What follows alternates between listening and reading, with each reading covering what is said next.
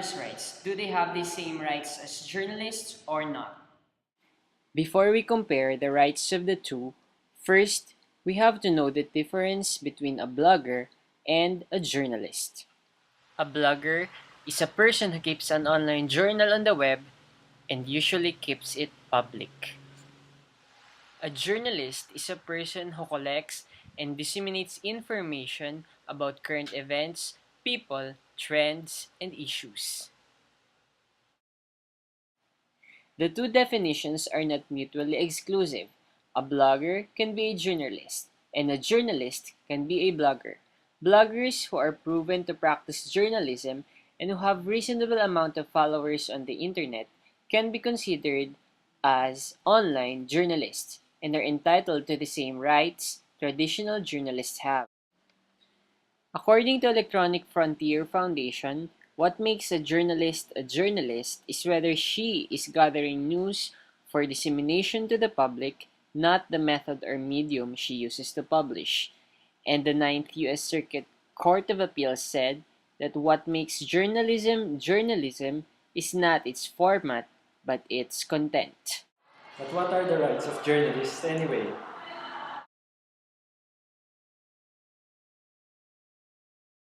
Journalists' rights. Journalists have free access to all sources of information and to be free to publish all the facts that are of public interest.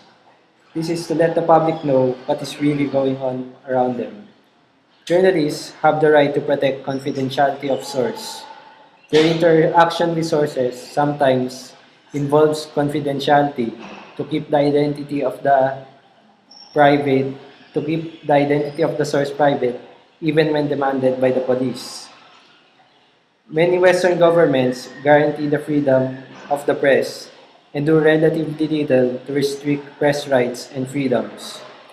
Journalists have better access to public events, crime scenes, and press conferences, so they will know what really happened in that certain event. Journalists have extended interviews with public officials, celebrities, and others in the public eye.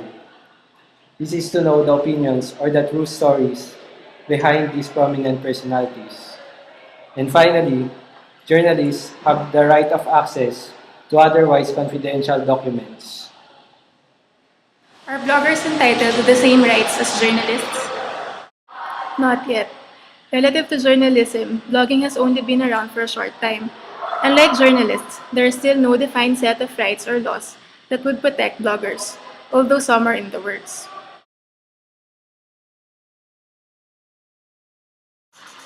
The Electronic Frontier Foundation is one of the organizations that actively advocates bloggers' rights. They are legally fighting for the following rights. Bloggers have the right to blog anonymously. They have the right to speak anonymously and protect their identity. Bloggers have the right to keep sources confidential. They can defend themselves from subpoenas seeking the identity of confidential sources. Bloggers have the right to make fair use of intellectual property. They have the right to not be sued from publishing ideas and documents as long as these are used fairly. Bloggers have the right to allow readers' comments without fear. They cannot be held liable for comments left by third parties on their blogs. Bloggers have the right to protect their server from government seizure.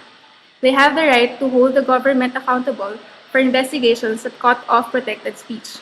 The government cannot simply take internet services offline. Bloggers have the right to freely blog about the elections. They can freely have political blogs that talk about campaign issues and elections. Bloggers have the right to blog about their workplace. They are protected from unfair termination due to blogging about their employers. Bloggers have the right to access as media. They have the right to public information and events. Lastly, bloggers have the freedom from liability for hosting speech. According to Linux Insider, the legal threats to bloggers are the same ones any writer faces. Writers can get sued for libel, disclosure of trade secrets, defamation, and a host of other infractions. To wrap up, Here are the two examples of past scandals that had touched the issue of bloggers' rights. Apple versus DOS is a lawsuit by Apple Computer in December 2004 against unnamed individuals. The suit, filed in Santa Clara County, California, alleges that the defendants leaked information about new Apple products to several online news sites, including Apple Insider and PowerPage. Ellen Simonetti is a former flight attendant who was fired after documenting her life and work experiences on a blog in the early 2000s. Although Simonetti never mentioned the airline by name, her employer Delta Airlines, deeming some of the blog content inappropriate, suspended and then fired her.